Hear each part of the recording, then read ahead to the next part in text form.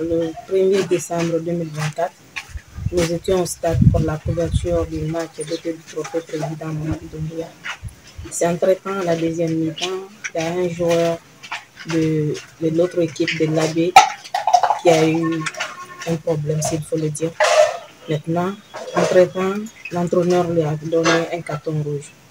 Donc, ce carton rouge n'a pas plu à les supporters de l'équipe de l'AB et voire même certains joueurs. C'est là-bas tout a commencé. Ils ont commencé à se jeter des injures. Et certains même voulaient se jeter sur l'arbitre. Maintenant, on a constaté que la police a commencé à lancer des gaz lacrymogènes.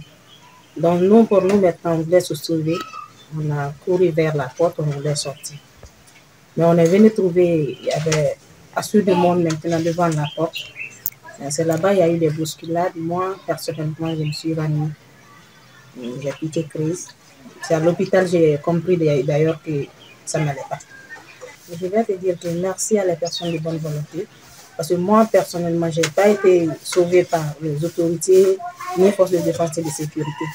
C'est les jeunes des écoles qui m'ont sauvée. Parce que d'après les explications, c'est un jeune qui est allé appeler son grand, qui est grand.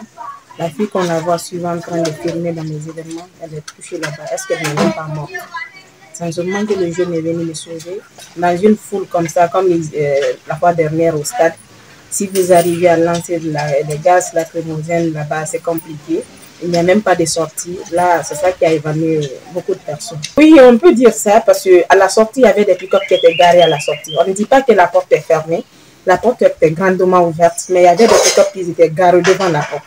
La première équipe qui est venue, c'est ceux-là ont monté dans les pick-up là et il n'y avait pas de chauffeur pour faire démarrer les voitures. Maintenant, la deuxième équipe et la troisième équipe, nous, on était parmi la deuxième équipe. Nous, on est venus, on ne s'est pas en sorti.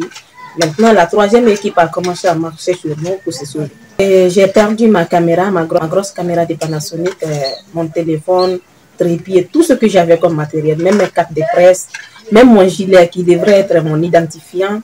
Les gens m'ont tout enlevé, tout. Même mes bagues à main, que ce soit tout ce que j'avais comme matériel. Je me suis retrouvée seulement avec mon pantalon. Mon état d'âme, je peux dire que ce qui m'a beaucoup énervé, c'était le taux de minorité de la sécurité.